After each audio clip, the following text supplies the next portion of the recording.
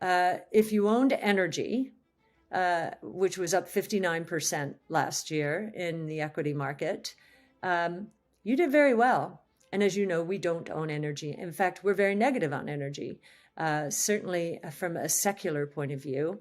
And now I would submit a cyclical point of view. Prices peaked in March at 130. They're down to 74, West Texas Intermediate. And yet the sector indices for energy sector index is reaching for its all-time highs. And if I look at this chart and from a long-term point of view, what I am seeing is a triple top in '08, in I think it was 2015, and now in 22.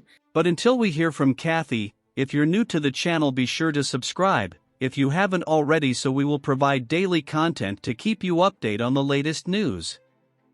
Cathie Wood writes in her monthly, In the Know, that the current financial climate is ideal for growth stocks and innovation to flourish, yet here we are.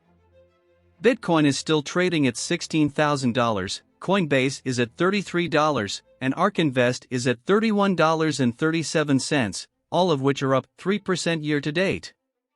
However, Cathie thinks that the advancement that innovation is having on society hasn't fully represented its value in the market yet. The fact of the matter is that growth stocks and innovation took a financial beating in 2022. I'd be very surprised if it gets to a new high because the fundamentals are deteriorating.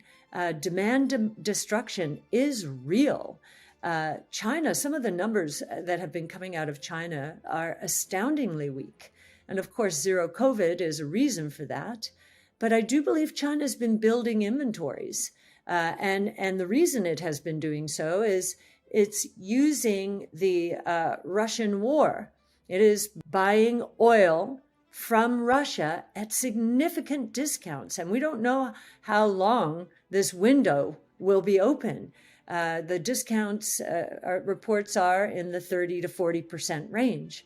So we would not be surprised to see inventories much higher almost everywhere in the world because of the war in Ukraine and the fears about not getting energy supplies, and China and India buying disproportionate amounts of oil from Russia. Russia doesn't have very many other places of size to sell that oil. Now, in terms of demand destruction, something interesting is happening here in the United States and probably elsewhere in the world. Many of you may have had this same experience. I was in California for the holidays, and I was taking Ubers. 3 Uber drivers were in Tesla cars, and I was asking them about Tesla. I found that curious. And they said, oh yeah, we're renting our cars from Hertz. Hertz is now not charging us as much to buy or to rent a Tesla. And of course, that's the preferred car. And later on, we learned from Hertz that Hertz is doing this because it has learned that maintenance costs for a Tesla, and I'm sure other electric vehicles, are 50 to 60% below maintenance costs for gas-powered vehicles. Now, the reason this is important is because of a metric we monitor called electric miles traveled. Now, Uber drivers are going to travel many more minutes of the day or hours of the day than we are in our personal cars, which we just park and leave as we go to work. So what this means is the number of electric vehicle miles traveled is starting to increase much more rapidly because of this Uber phenomenon, and sooner even than we might have expected. It is also very interesting to note that oil demand seems to have peaked in 2019. There has been a lot of demand destruction based on rising prices around the world. And so it'll be nip and tuck to see if we meet that 2019 number again. I think it was, let me see, I have it here somewhere. I think it was on the order of, 100.5 million barrels per day. Now, if we're right, and I'll get into this in a moment, that number is going to drop precipitously because of autonomous electric cars. And I'll talk more about that in the innovation section. And so we believe that this notion of peak oil, which we used to, when we used that expression in the day, it was all around peak supply. We're running out of oil. Nowadays, the phrase considered more often, I would say, is peak demand. And we do believe that we're in the process of peaking out in terms of oil demand. At the same time, here in the US, we are moving toward record oil production. And once again, this year, we believe we could be the largest oil producer in the world. So again, supply versus demand makes a price. Back to equities, just one other note there.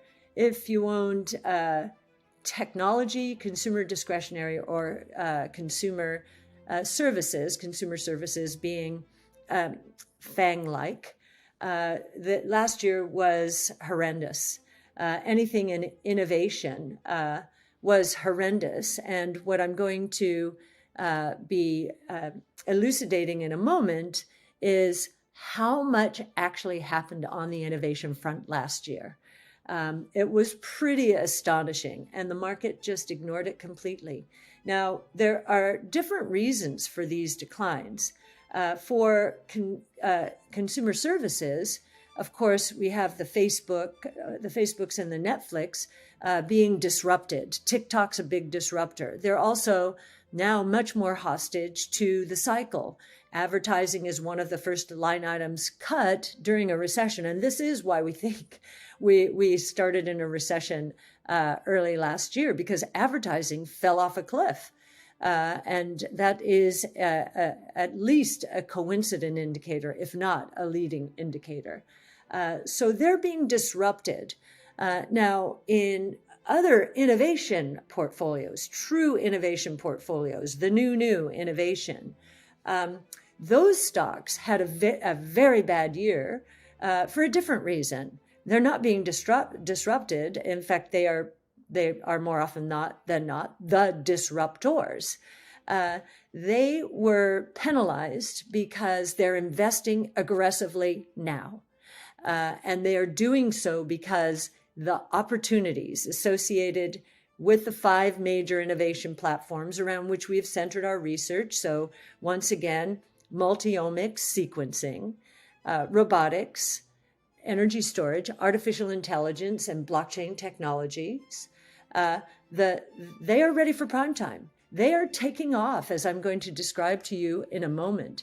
But the winners are going to be those companies that are spending aggressively now, especially because with artificial intelligence, many winners are going to be in winner-take-most categories.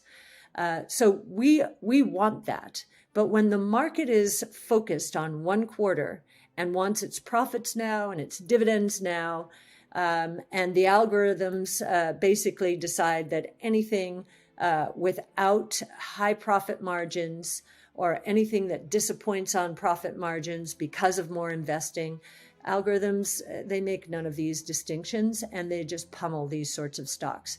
Truth will win out.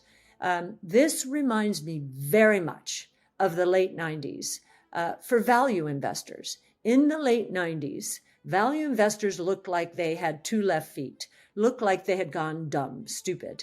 And of course, that was the tech and telecom bubble that ended badly. And they were right after all.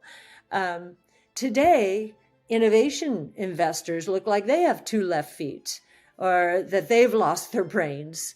But we are more convinced than ever that these innovation platforms are evolving maybe faster than even we expected. And we believe staying away from innovation now is going to be as big a mistake as falling all over other investors to try and up technology weightings in the late 90s. Do you agree that price doesn't matter in the short term? Leave a comment if you found the content interesting. Click in like button. It really helps the channel find viewers similar to you. If you're new to the channel or haven't subscribed to it, click in subscribe button. We post content daily to keep you up to date on the current market and news. Thanks for watching. See you in the next video.